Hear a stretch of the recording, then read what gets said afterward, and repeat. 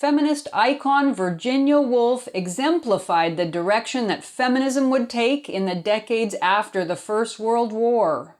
No matter how many legal rights and professional opportunities women gained, feminists like Woolf continued to express virulent condemnation of men and conviction of their own oppression. In her landmark 1929 essay, A Room of One's Own, Woolf turned to alleged psychological oppression to justify her deep sense of grievance.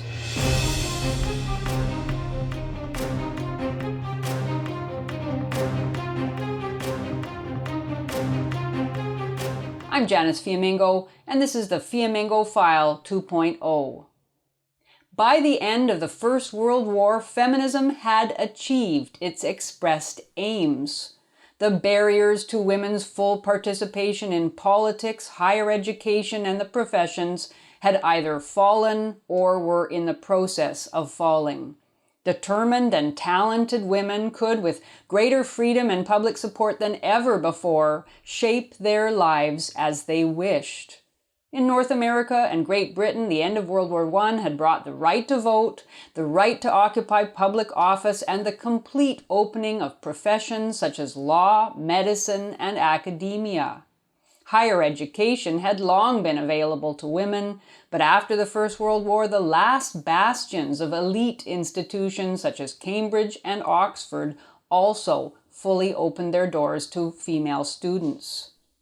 The reaction of feminists to their expanded opportunities and freedoms was not to rethink their castigation of male tyranny, and it was certainly not to express any awareness of male sacrifice in war, though the slaughter of the First World War was a vivid memory, or gratitude for women's status as the protected sex. It was certainly not to acknowledge that at least some significant number of men had supported women's advancement. On the contrary, feminist response was to continue expressing outrage at women's victimhood, and even women with the greatest advantages and success wrote treatises on sexism.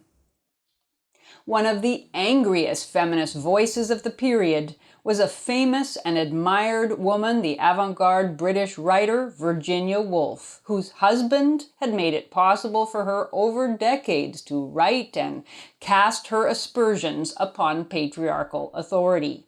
Like many feminists, Woolf, daughter of the literary critic Leslie Stephen, had a privileged upbringing, far better than most men, and a rigorous education. From the age of 15, she had had private lessons in ancient Greek and Latin literature by various classicists, two of them highly educated women who provided role models of female intellectual independence. Her father encouraged her to read whatever books interested her in his extensive personal library. What Woolf remembered about her father, however, and translated into her resentment of alleged patriarchal cruelty, was her father's emotional neediness after her mother's and older sister's deaths.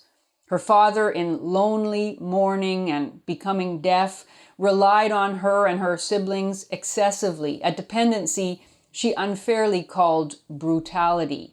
She also remembered with deep bitterness her father's unwillingness to pay for her education at Cambridge, though it was far from clear that she was physically and emotionally strong enough to attend, being subject to nervous breakdowns and periods of suicidality throughout her life.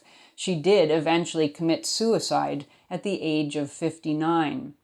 After her father's death, Virginia reflected unsympathetically that if he had lived into his 90s, quote, his life would have entirely ended mine, end quote.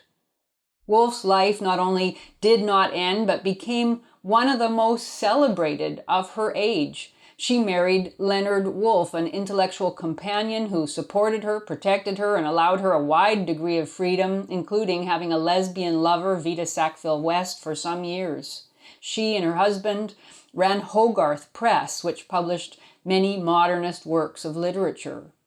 In 1928, in the midst of her success, she wrote her furious feminist classic, A Room of One's Own, which was published the following year, in which she resentfully compared, quote, the safety and prosperity of the one sex, meaning all those young men killed or maimed in the trenches of World War I, to the, quote, poverty and insecurity of the other, end quote, launching herself thereby on a sea of feminist myths about male privilege, myths fashioned in the envious imagination of a woman who had had little in her life, comparatively speaking, but safety and prosperity, and who had been enabled and encouraged by men.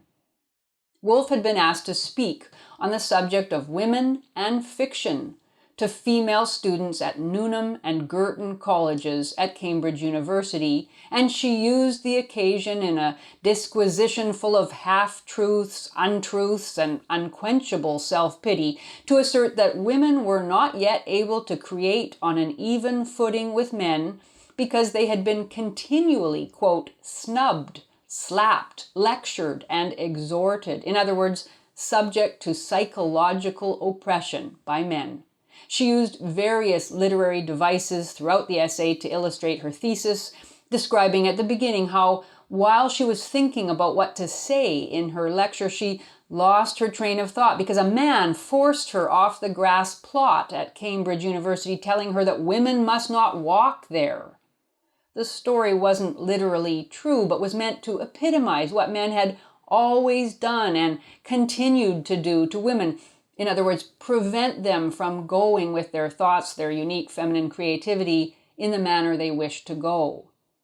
Woolf's essay overall poured out scorn on men throughout history. She asserted that the vast majority of these men were possessed by a strong urge to assert their superiority over women by writing treatises and making proclamations about female inadequacy and incompetence, and she presented a picture of herself in the library at Cambridge looking through an allegedly interminable collection of such treatises, referring to one, Professor von X, who was, quote, engaged in writing his monumental work entitled The Mental, Moral, and Physical Inferiority of the Female Sex, end quote.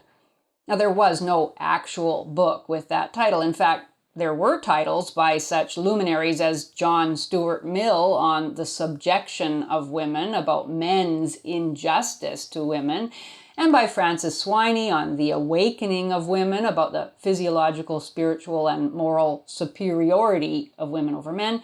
And there were many feminist works by the likes of Elizabeth Cady Stanton, Mona Caird, and Christabel Pankhurst, attacking men as immoral, diseased, and predatory, but Woolf made no mention of them. She was concerned only with those men for whom, quote, women have served all these centuries as looking glasses, possessing the magic and delicious power of reflecting the figure of man at twice its natural size, end quote. That was, in her opinion, primarily what men required of women, to reflect men at twice their size, and it was all they had really been willing to allow women to do. Men were always telling women, according to Woolf, quote, you can't do this and you shan't do that. Woolf's sweeping condemnation of male bigotry leads to a question she never does address, which is how she came to be speaking at two Cambridge University colleges that had opened their doors to women almost 60 years previously, Girton College in 1869 and Newnham in 1871. A large number of men must have been asleep at the wheel when the extensive preparation for these colleges was being undertaken. How had it happened? But for Woolf, quote, the history of men's opposition to women's emancipation is more interesting, perhaps, than the story of that emancipation itself, end quote. So she never did pause to explain how, if the opposition had been so heated and unvarying as she claimed, the emancipation had taken place at all. But Woolf's point was really that the emancipation had not taken place. Some minor external circumstances had changed, but women were still everywhere in chains. And to illustrate the allegedly impossible situation of the woman writer in particular, Woolf created a personage called Judith Shakespeare, sister to William, a young woman possessing equal talent and energy as her brother, but cruelly prevented from pursuing her ambition and genius. Having run away from home to London at age 17 in order to escape the marriage that her father had arranged without her consent, Judith was barred from the theaters, could get no training, had no opportunity for an independent life, and eventually, having been seduced and abandoned, quote, killed herself one winter's night and lies buried at some crossroads where the omnibuses now stop outside the Elephant and Castle, end quote. In consequence, Woolf implied there was no tradition of women writers, no distinctive female style, and no honest writing about the lives of women. Here was a melodramatic tale that has been widely cited in the many decades since its publication with approval, despite the fact that almost everything it asserts is an exaggeration, a misrepresentation, an unprovable fantasy, or an outright fabrication. Woolf immediately undermined her own story about the lack of a female tradition by discussing acclaimed female writers in history. And one of the most notable of these was Aphra Behn, which was a pseudonym. Behn was born within a few decades of Shakespeare's death and might almost have been Shakespeare's sister, or at least a niece, both in her influence and in the enormous scope of her writing, which included sexually daring subject matter. Behn earned an independent living as a playwright and poet in the half-century after Shakespeare. So Woolf's allegation that a female Shakespeare would have had her ambitions and talents thwarted is disproven by her very first significant example. Woolf then goes on to discuss other widely admired female writers, in particular Jane Austen, the Bronte sisters, Charlotte and Emily, and George Eliot, in order to emphasize the enormous difficulties that these four significant female writers faced. Here, her ignorance or feminist intransigence are vividly evident. Woolf's repeated insistence over many pages that these are the only four female writers worth discussing is misleading from the start. What about essayist and educationalist Maria Edgeworth? What about Mary Shelley, author of Frankenstein? What about novelist Elizabeth Gaskell? Or journalist Harriet Martineau? Or poet Christina Rossetti? And why ignore American women writers like poet Emily Dickinson or novelist Harriet Beecher Stowe, as well as all the lesser writers, the Frances Brooks and the Fanny Burneys and Elizabeth Inchbalds, all of whom made a name for themselves in their time and often made good money from their writings. There was a well-developed tradition of women's literature spanning at least 150 years, yet Woolf narrowed it down to four names in order to emphasize scarcity and exclusion. And even with those four acknowledged greats, Woolf's emphasis is always on the negative. She cannot accept that a single woman writer in history was ever encouraged by her family, ever free to create as men allegedly were, and this conviction leads her into melodramatic theorizing and fact-free assertions too numerous to catalog here, including the balderdash that, quote, to Jane Austen there was something discreditable in writing Pride and Prejudice, end quote. That's rank nonsense. And the howler that all four of her significant female writers were, quote, compelled to write novels, end quote, because that was the only literary form possible or available to them.